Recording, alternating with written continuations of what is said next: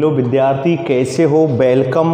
आपका पाठ नंबर 6 रासायनिक अभिक्रियाएं एवं उत्प्रेरक चल रहा है, जिसकी पिछली क्लास में मैंने एक नया प्रश्न आपको समझाया। अनुत्क्रमणीय अभिक्रियाएं एवं उत्क्रमणीय अभिक्रियाएं, यानी अनुत्क्रमणीय अभिक्रियाएं किसे कहते हैं और उत्क्रमणीय अभिक्रियाएं किसे कहते हैं, इनके बारे में मैंने आपको समझाया। तो उसमें मैंने आपके लिए अनुत्क्रमणीय अभिक्रिया के बारे में मैंने आपको लिखा भी दिया, इसकी अभिक्रिया की विशेषताएं भी मैंने आपको बताई। अब अगला जो टॉपिक है, इसमें ध्यान देना प्रिय छात्र छात्राओं, जो सेकंड जो अभिक्रिया है इसकी उत्क्रमणीय अभिक्रिया। तो देखिए प्रिय छात्र छात्राओं, ध्यान देना, मैं उत्क्रमणीय अभिक्रिया के बारे में मैंने आपको परिभाषा समझा दी थी, इसके बारे में आपको अब लिखाने जा रहा हूं। तो देखिए उत्तर लिख के, उत्तर आपका चल ही रहा था, और उत्तर लिख के उत्क्रमणीय अभिक्रिया हैंड डाल लेना। उत्क्रमणीय अभिक्रिया आई बात समझ में? कौन सी अभिक्रिया? उत्क्रमणीय अभिक्रिया। तो देखिए प्रिय छात्र छात्राओं, गौर देना, समझना इस बात को, बहुत महत्वपूर्ण बिंदु कि उत्क्रमणीय अभिक्रिया। तो ध्यान देना, ऐसी अभिक्रिया, डेफिनेशन लिखना, ऐसी अभिक्रिया।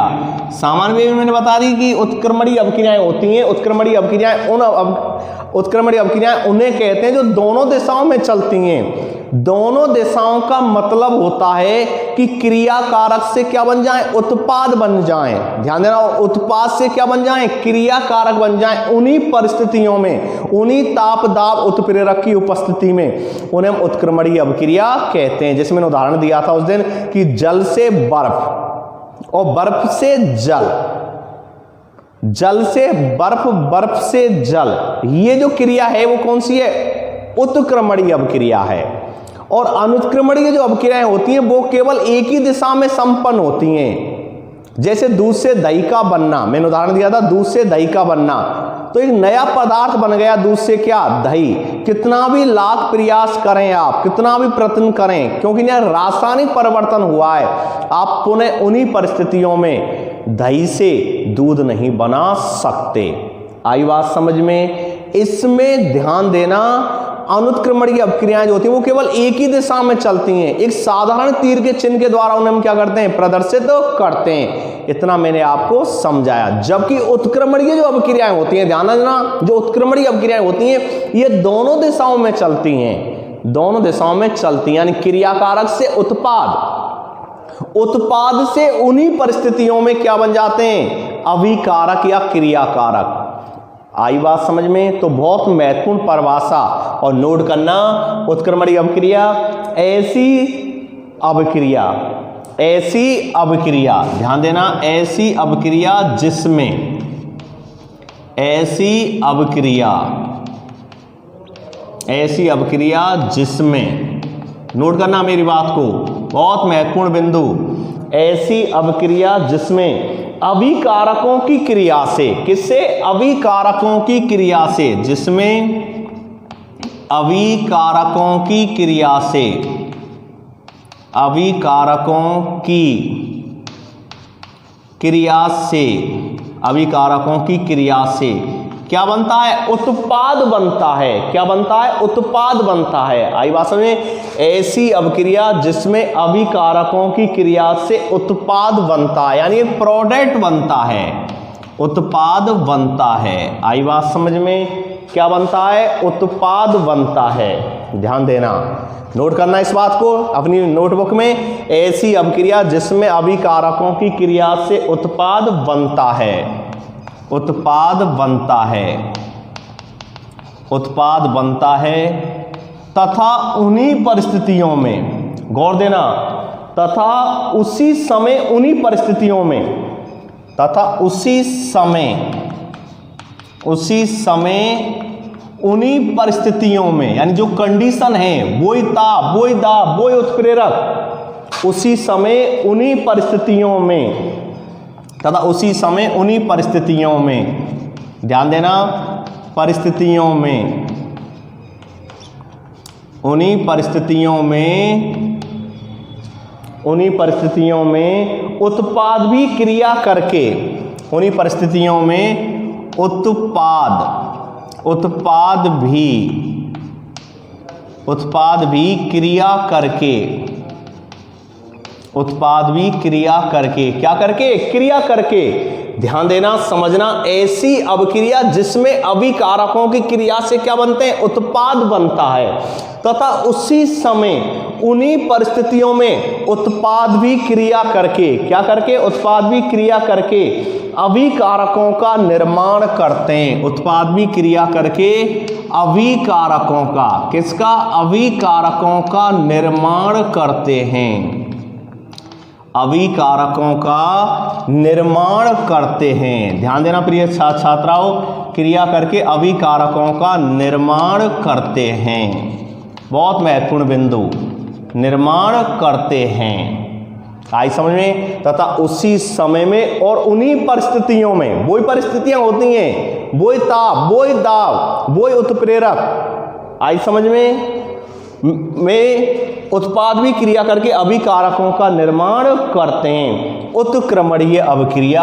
कहलाती है। कौन सी अभिक्रिया कहलाती है, उत्क्रमणीय अभिक्रिया कहलाती है। ध्यान देना, समझना, कई मैंने उदाहरण दिए, जैसे जल से बर्फ, बर्फ से जल, तो ये कौन सी अभिक्रिया का उदाहरण हो गया, ये उत्क्रमणीय अभिक्रिया का हो गया। कौन सा हो गया, उत्क्रमणीय अभिक्रिया का, जो दोनों दिशाओं में चलती हैं। आई बात समझ में। तो ध्यान देना प्रिय छात्रा, उत्क्रमणीय अभिक्रिया किसे कहते हैं, इसकी डेफिनेशन मैंने आपको लिखा दी और इसको आप नोट कर लेना।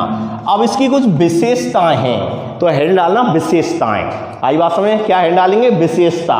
तो देखिए विशेषता क्या है उत्क्रमणीय अभिक्रिया की, गौर देना और ध्यान से समझना। और प्रिय छात्राओं, आपका जो आज ये 12 तारीख को जो टेस्ट हुआ है, आपका जो 12 तारीख को एक टेस्ट हुआ था पाठ नंबर 3 आनुवांशिकी का, उसकी जो कॉपियां हैं व्हाट्सएप पर मिल चुकी हैं। तो देखिए उसका रिजल्ट 1-2 दिन में आपको घोषित कर दिया जाएगा। और आप अधिक से अधिक पढ़ो। निरीक्षण में हम आपके घर पर आए थे, देखा कुछ बच्चे तो वास्तव में बहुत अच्छा लिख रहे हैं, बहुत अच्छा लिखा है उन्होंने।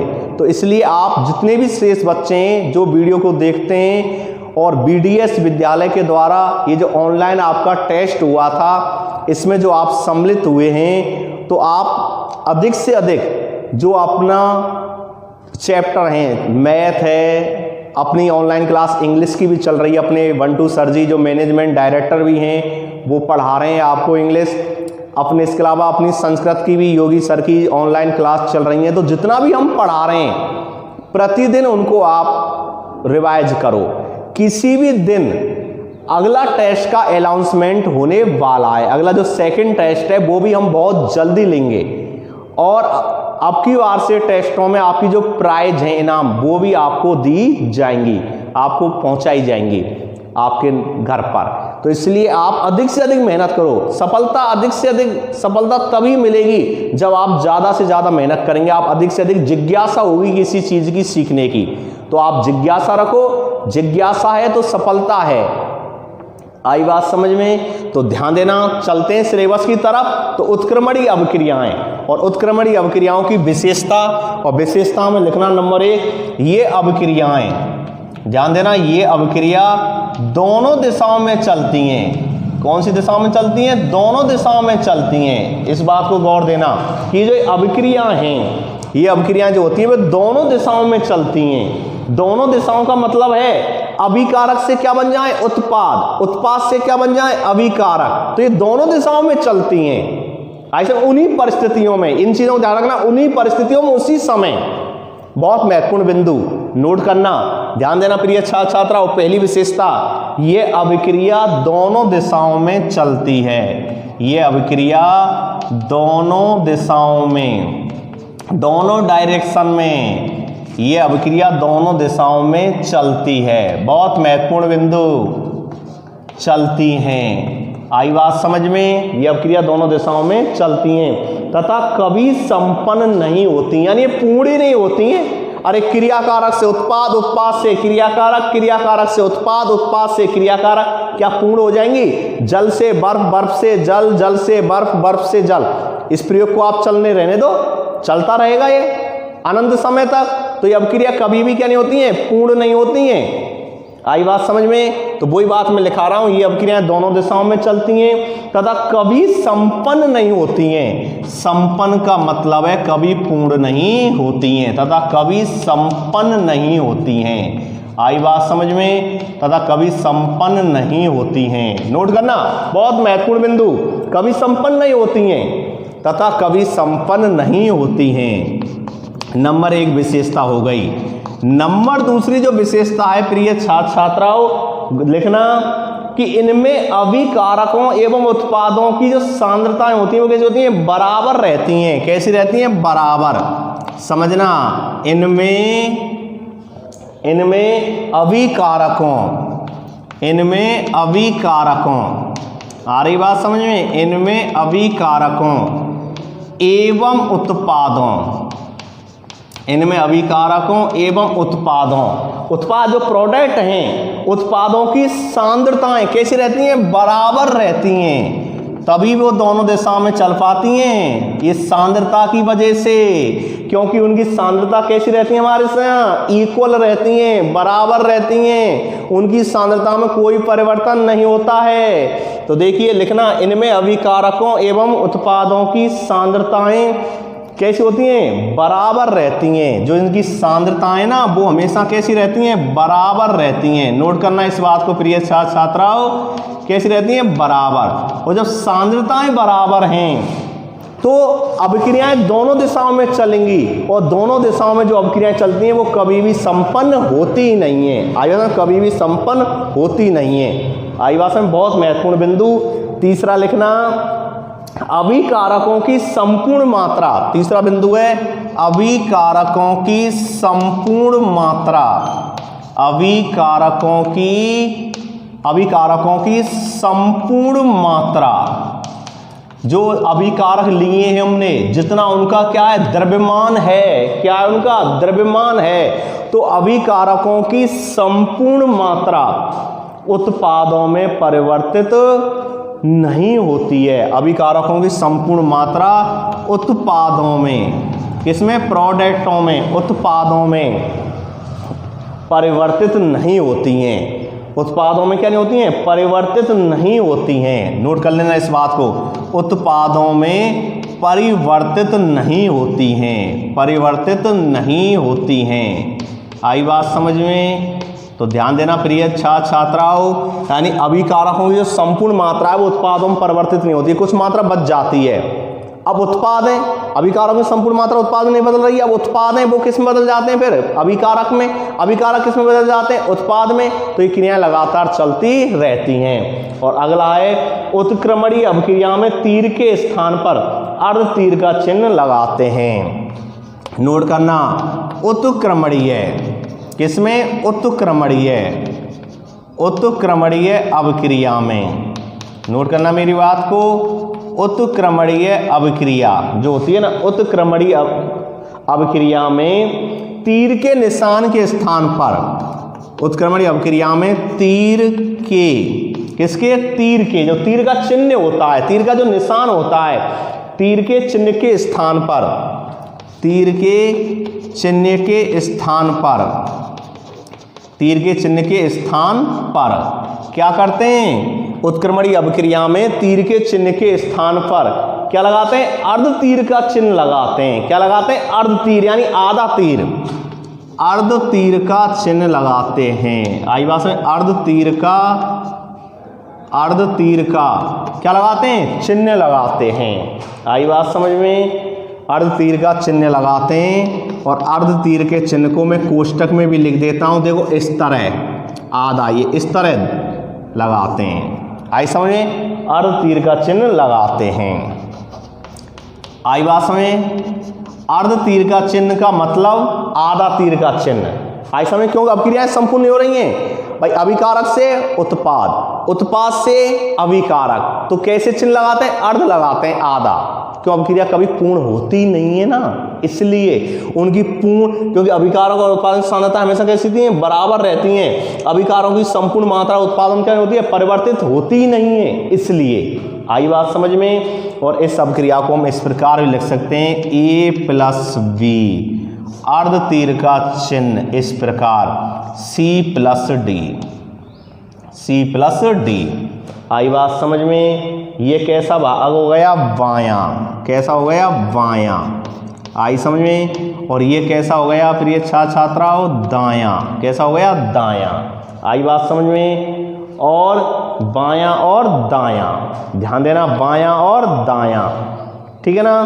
और इसमें जो अपक्रिया है ये ऊपर की जो है ये किसको दर्शाती है? प्रतीप। प्रतीप मतलब अग्र, किसको? अग्र को। और प्रतीप का मतलब ये दाएं से क्या चलती हैं? बाएं चलती हैं। आई बात समझे? पक्ष भी कह देते हैं इसको, ठीक है ना। क्या कह देते हैं? पक्ष। आ रही बात समझ में? यानी इससे अग्र, यानी ये अग्र है ऊपर की तरफ, यानी ए से बी, ए से बी, ए प्लस बी क्या बना रहे हैं? सी और डी। अरे अभिकारक क्या है? ए और बी हैं, ए और बी है, क्रिया कर रहे हैं, क्या बना रहे हैं? सी और डी। क्या बना रहे हैं? सी और डी।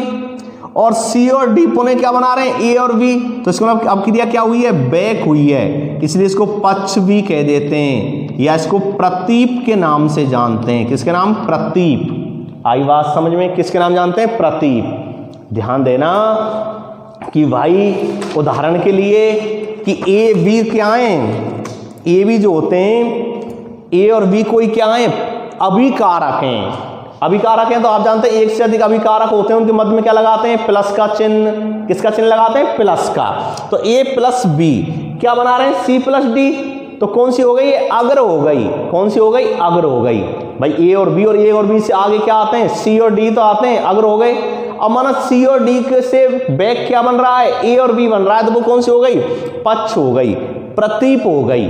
आई बात समझ में? तो इसको मैं थोड़ा सा और डिटेल में आपको समझा देता हूं, लिखा देता हूं। तो इसमें लिखना उत्क्रमणीय अभिक्रिया विभाजन, एक स्टार लगा के और हेडिंग डाल लेना उत्क्रमणीय। कौन सी? उत्क्रमणीय अभिक्रिया विभाजन, उत्क्रमणीय अभिक्रिया विभाजन। ध्यान देना प्रिय छात्राओं, बहुत महत्वपूर्ण बिंदु और समझना, नोट करना। उत्क्रमणीय अभिक्रिया विभाजन। अब देखिए, समझना इसको कि ये अभिक्रियाएं दो अभिक्रियाओं में विभाजित होती है। यानी कौन सी अभिक्रिया? उत्क्रमणीय जो अभिक्रिया होती है ना, ये कितने भागों में? दो भागों में। ध्यान देना प्रिय छात्राओं, कितने भागों में होती है? दो भागों में होती है। दो भाग कौन कौन से होते हैं? एक तो होते हैं अग्र अभिक्रिया, और एक होती है कौन सी? पक्ष या प्रतीप अभिक्रिया। यार ये जो बाएं से दाएं जा रही है, क्योंकि मैंने आपको बताया था पाठ की शुरुआत में कि अभिकारक जो होते हैं वो हमेशा बाईं तरफ लिखे जाते हैं तीर के चिन्ह के, और जो उत्पाद जो होते हैं वो हमेशा दाईं तरफ लिखे जाते हैं तीर के चिन्ह के, बाएं और दाएं। आई बात समझ में? तो जो बाएं से दाएं चल रही है वो अग्र अभिक्रिया, और जो दाएं से कहाँ आ रही है? बाएं आ रही है, वो कौन सी हो गई? पक्ष या प्रतीप अभिक्रिया हो गई। कौन सी हो गई प्रिय छात्राओं? प्रतीप या पक्ष अभिक्रिया हो गई। तो नोट करना, लिखना कि ये अभिक्रियाएं, ध्यान देना सिलेबस में आपका इतना विस्तार नहीं है इसमें, लेकिन मैं आपको पूरा विस्तार बता रहा हूं ताकि आप इसमें कंफ्यूज नहीं रहें। तो देखिए, ये अभिक्रियाएं दो, कितने प्रकार के होते हैं इसके? दो होते हैं। ये अभिक्रियाएं दो अभिक्रियाओं में, ये अभिक्रियाएं दो अभिक्रियाओं में क्या रहती है? विभाजित रहती है। ये अभिक्रियाएं दो अभिक्रियाओं में विभाजित होती है। ये अभिक्रियाएं दो अभिक्रियाओं में विभाजित होती है।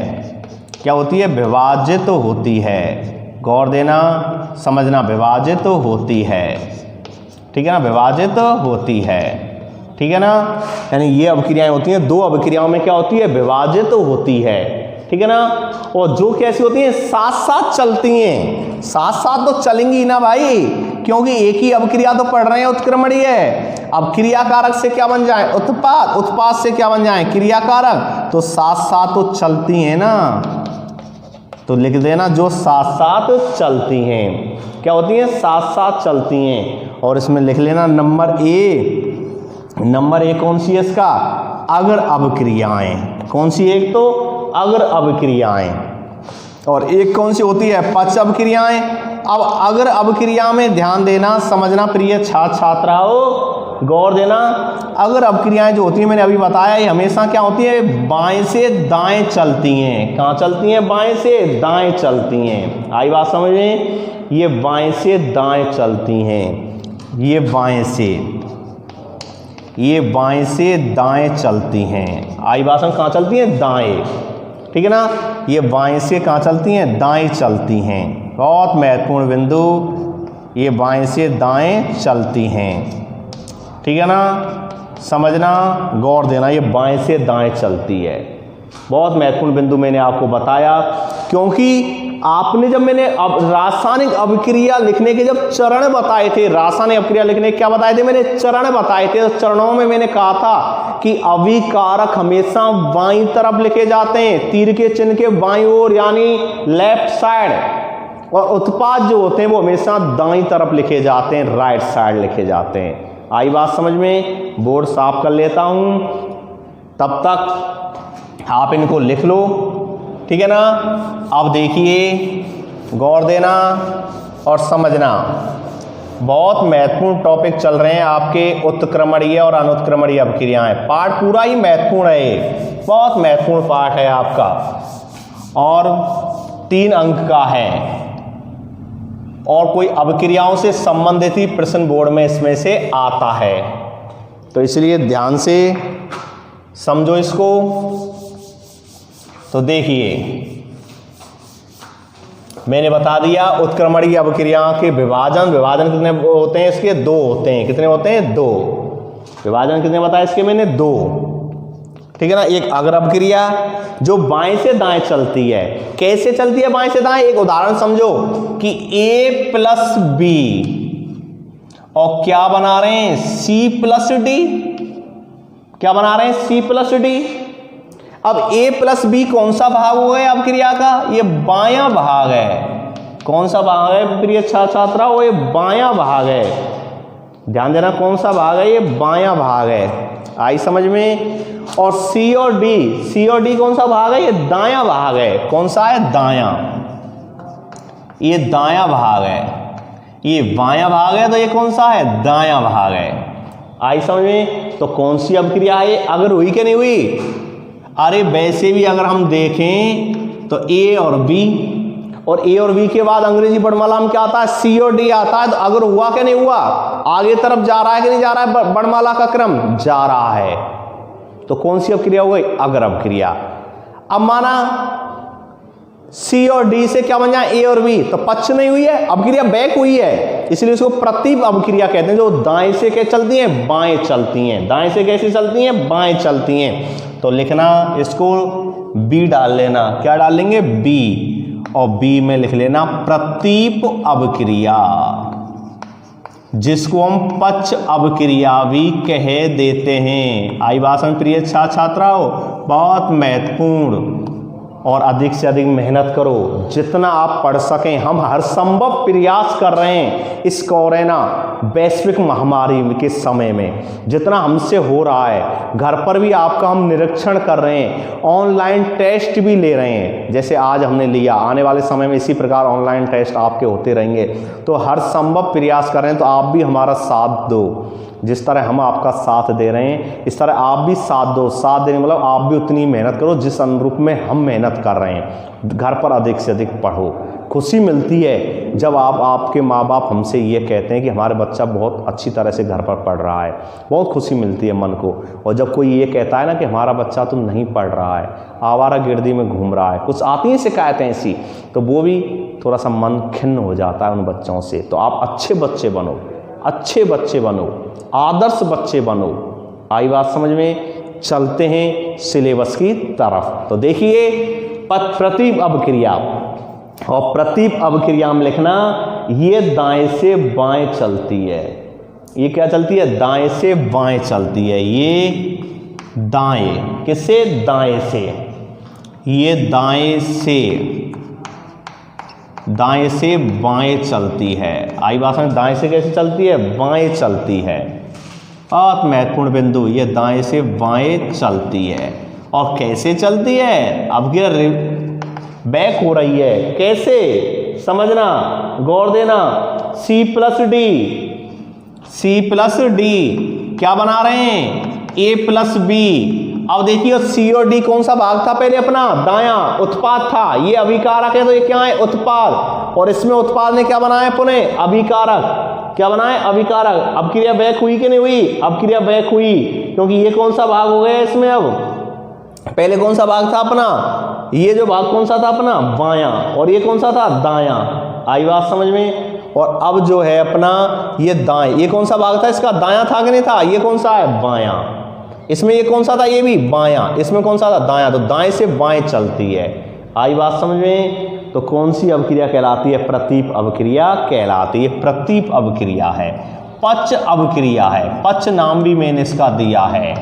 आई समझ में? बहुत अच्छी तरह से समझ में आई होगी, आशा करता हूँ बहुत अच्छी तरह से टॉपिक समझ में आ गया होगा कि भाई उत्क्रमणीय अवक्रियाएं किन्हें कहते हैं। और उत्क्रमणीय अवक्रियाओं का विभाजन दो प्रकार, एक अग्र और एक पच। बाएं से दाएं अग्र, बाएं से दाएं अग्र, और बाएं से दाएं अग्र, और दाएं से बाएं पच या प्रतीप। आई समझ में? अब इसकी व्याख्या लिखा देता हूं, तो व्याख्या लिखना, समझना। व्याख्या में क्या है? उत्क्रमणीय अवक्रिया, नोट करना। उत्क्रमणीय अवक्रिया, उत्क्रमणीय अवक्रिया, उत्क्रमणीय अवक्रियाएं एक साथ दोनों दिशाओं में चलती हैं। उत्क्रमणीय अवक्रियाएं एक साथ दोनों दिशाओं में चलती हैं। एक साथ दोनों दिशाओं में चलती हैं। दोनों दिशाओं में चलती हैं। आई समय उत्क्रमणीय अवक्रियाएं एक साथ दोनों दिशाओं में चलती हैं। दोनों दिशाओं में चलती हैं। आई बात समझ में? आगे नोट करना। सर्वप्रथम अभिकारकों, सर्वप्रथम अभिकारकों से सर्वप्रथम किससे? अभिकारकों से, जो रासायनिक अभिक्रिया क्या कराते हैं? प्रारंभ कराते हैं। क्या बोलते हैं उनको? अभिकारक बोलते हैं। आई समझ? सर्वप्रथम अभिकारकों से, किससे? अभिकारकों से। और अभिकारकों से, और अभिकारक कौन से हुए? A plus B. कौन से हुए? A plus B. अभिकारकों से उत्पाद, और उत्पाद कौन से हुए? C plus D. C plus D, यानी अभिकारकों से उत्पाद का निर्माण होता है। उत्पाद का निर्माण होता है, ध्यान देना, का निर्माण होता है।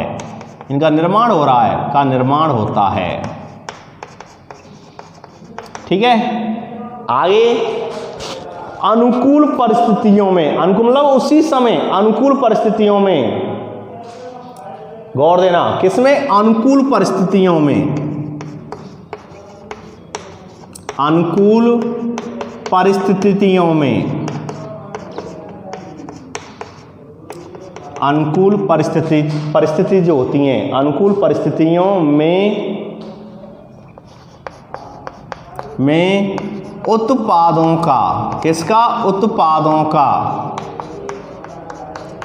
उत्पादों का निर्माण होने के बाद, अनुकूल परिस्थिति में उत्पादों का निर्माण होने के बाद क्या होता है? होने के बाद कौन सी अवक्रिया होती है? होने के बाद प्रतीप अवक्रिया प्रारंभ हो जाती है। कौन सी अवक्रिया? प्रतीप अवक्रिया। तो ध्यान देना के बाद प्रतीप अवक्रिया, प्रतीप अवक्रिया क्या हो जाती है? प्रारंभ हो जाती है। प्रतीप अवक्रियाएं प्रारंभ हो जाती हैं। नोट करना, बहुत महत्वपूर्ण बिंदु, प्रारंभ हो जाती हैं। जैसे ही अगर अवक्रिया संपूर्ण हुई उन्हीं अनुकूल परिस्थितियों में, और उत्पादों का जब निर्माण हो जाएगा तो कौन सी अवक्रिया प्रारंभ हो जाएगी? बैक वाली हो जाएगी ना। उत्पाद से फिर क्या बनेंगे? अभिकारक बनेंगे। क्या बनेंगे? अभिकारक बनेंगे। उनसे, किससे? उत्पाद से। पहले क्या बना? उत्पाद से क्या बना? क्या बना? अभिकारक से क्या बना? उत्पाद। और फिर उत्पाद से क्या बनेंगे? अभिकारक। आई बात समझ में? बहुत महत्वपूर्ण बिंदु। प्रारंभ हो जाती है, जिससे अभिकारकों का निर्माण होने लगता है। जिससे, नोट करना प्रिय छात्राओं, जिससे अभिकारकों का, किसका प्रिय छात्राओं, अभिकारकों का, जिससे अभिकारकों का निर्माण, जिससे अभिकारकों का निर्माण होने लगता है, अभिकारकों का निर्माण होने लगता है।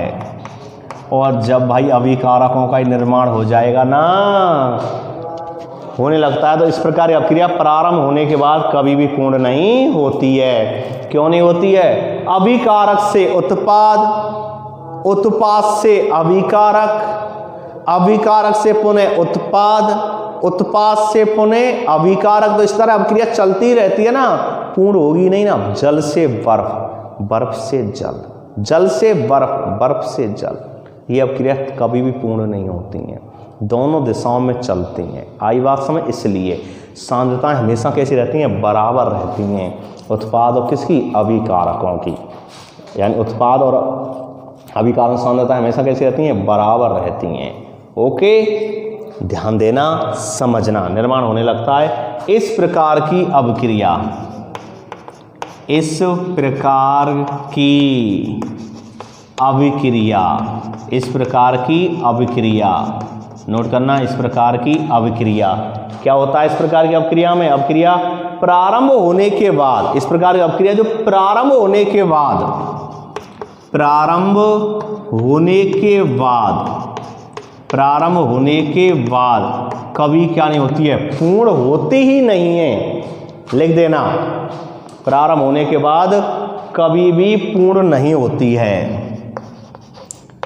कभी भी पूर्ण नहीं होती है,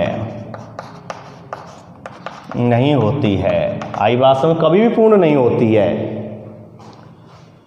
तो ध्यान देना, समझना। ये मैंने इसकी व्याख्या कर दी, जो मैंने आपको बोली थी लैंग्वेज, उसकी मैंने बोर्ड पर लिख ही दिया है।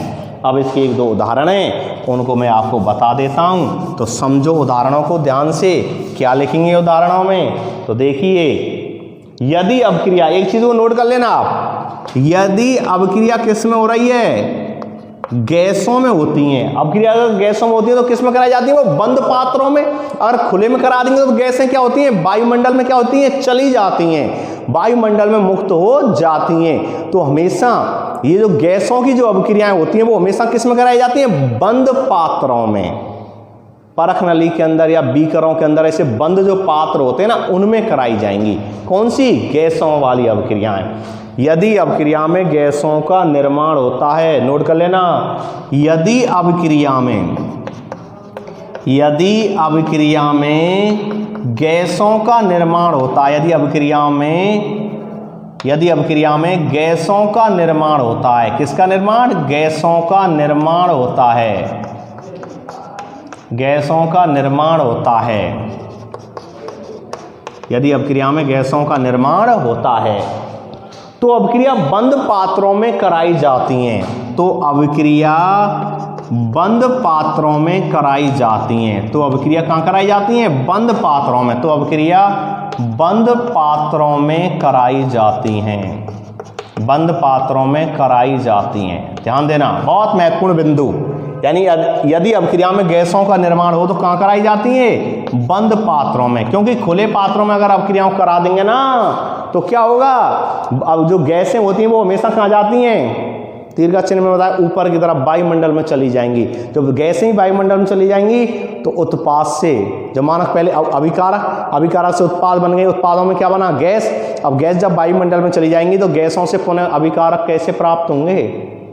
आई बात समझ? इसलिए बंद पात्रों में कराई जाती हैं। उदाहरण नोट करना,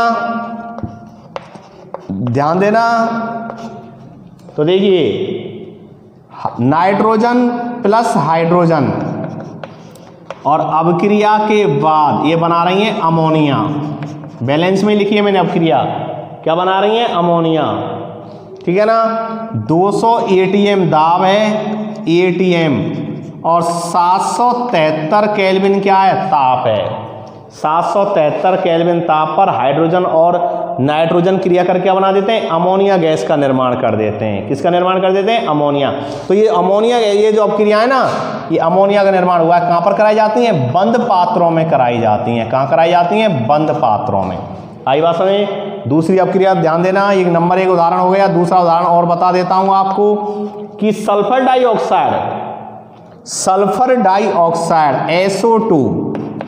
SO2 सल्फर डाइऑक्साइड जब ऑक्सीजन के साथ क्रिया करती है तो ये सल्फर ट्राइऑक्साइड बना देती है। क्या बना देती है, सल्फर ट्राइऑक्साइड। अब क्रिया बैलेंस के लिए यहाँ 2 लगा देना, यहाँ पर 2 लगा देना, अब क्रिया बैलेंस में आ जाएगी। आई समझ। सल्फर डाइऑक्साइड ऑक्सीजन के साथ अब क्रिया करती है ना तो क्या बनाती है, सल्फर ट्राइऑक्साइड। ठीक है ना, सल्फर ट्राइऑक्साइड।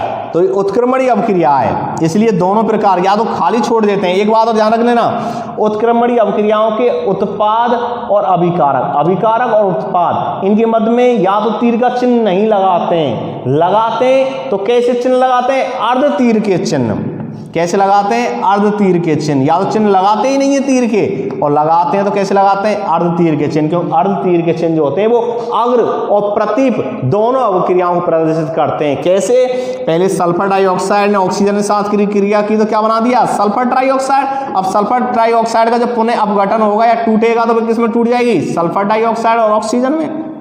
ऐसे ही नाइट्रोजन और हाइड्रोजन से क्या बनेगी, अमोनिया। अमोनिया से क्या बनेगी, हाइड्रोजन और नाइट्रोजन। तो अगर और प्रतीप, अगर और प्रतीप। आई बात समझ में, ध्यान देना, समझ लेना। और इसके अलावा जैव रासायनिक अभिक्रियाओं द्वारा जो CO2 और O2 का जो परवेन होता है ना रक्त में, जैव रासायनिक अभिक्रियाओं के द्वारा। ठीक है ना। तीसरा इसका उदाहरण लिख लेना, उसको भी नोट कर लेना। तीसरा उदाहरण बता रहा हूं मैं आपको कि भाई जैव रासायनिक क्रिया, जैव रासायनिक क्रिया जानते हैं, अरे जो जीव जंतुओं में होती हैं, किसमें होती हैं, जीव जंतुओं में जैव रासायनिक क्रियाएं। जैव माने सजीव, जैव माने क्या होता है, सजीव। तो नंबर तीसरा नोट करना, जैव रासायनिक अभिक्रिया। और जैव रासायनिक अभिक्रिया हमेशा सजीवों में ही होती हैं प्रिय छात्र छात्राओं।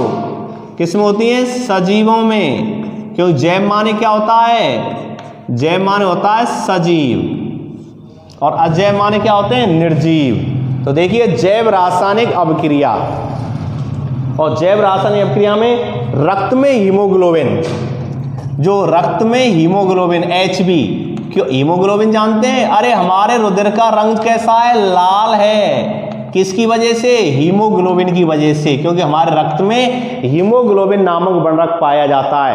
पत्तियों का रंग कैसा है, हरा है। कैसा है, हरा, क्योंकि पत्तियों में पर्णहरित पाया जाता है। गाजर का रंग लाल है क्योंकि इसमें कैरोटीन नामक वर्णक पाया जाता है। तो जो वर्णकों की वजह से रंग होते हैं, गाजर में कैरोटीन, पत्तियों में पर्णहरित। हमारे रुधिर का रंग लाल है क्योंकि इसमें हीमोग्लोबिन नामक वर्णक पाया जा रहा है।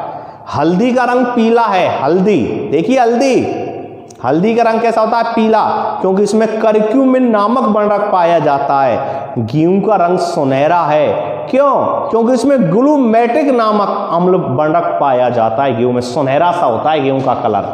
और कुछ का रंग देखा वो उसमें पीला होता है, पीले फूल आते नहीं आते कुछ पर, तो पीले फूल का मतलब है उनमें जेंथोफिल वर्णक, कौन सा, जेंथोफिल नामक वर्णक पाया जाता है। ओके, तो वर्णकों की वजह से ही पेड़ पौधों का रंग विभिन्न प्रकार का होता है। कोई हरा है पत्ती, कोई लाल है जैसे गाजर, कोई पीला है, कोई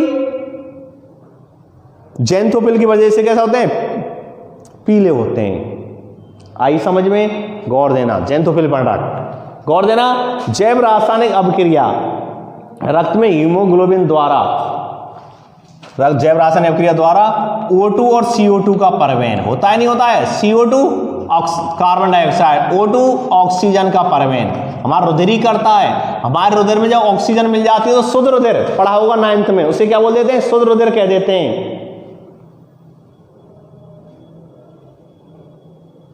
कैसा कह देते हैं उसे, शुद्ध रुधिर। और जब CO2 मिल जाती है ना, क्या मिल जाती है, CO2, तो उसे क्या कह देते हैं, अशुद्ध रुधिर। फिर उसको हृदय हमारा क्या करता है, रिफाइनरी करता है, शुद्ध करता है। अगर हमारे उधर में O2 मिली हुई है तो शुद्ध हो गया, CO2 मिली है वो कैसा हो गया, अशुद्ध हो गया। आई बात समझ में? ये आपका महत्वपूर्ण टॉपिक उत्क्रमणीय अभिक्रिया के बारे में मैंने आपको बताया। उदाहरण जो है इनको आप लिख लेना। और नेक्स्ट जो अगला टॉपिक है वो है ऑक्सीकरण एवं अपचयन अभिक्रिया। ऑक्सीकरण एवं अपचयन अभिक्रिया, ऑक्सीकरण एवं अपचयन अभिक्रिया, इनके बारे में नेक्स्ट अगली क्लास में आपको बताएंगे। तो ध्यान से आप समझो और 1-2 दिन में आपका जो रिजल्ट, जो टेस्ट लिया है उसका 1-2 दिन में आपका रिजल्ट आउट कर दिया जाएगा। आपको बता दी जाएंगे कितने नंबर हैं, और अधिक से अधिक मेहनत करो क्योंकि अगला जो टेस्ट है वो बहुत जल्दी होगा। ओके, मिलते हैं नेक्स्ट अगली क्लास में ऑक्सीकरण एवं अपचयन अभिक्रिया के साथ। थैंक्स। ओके।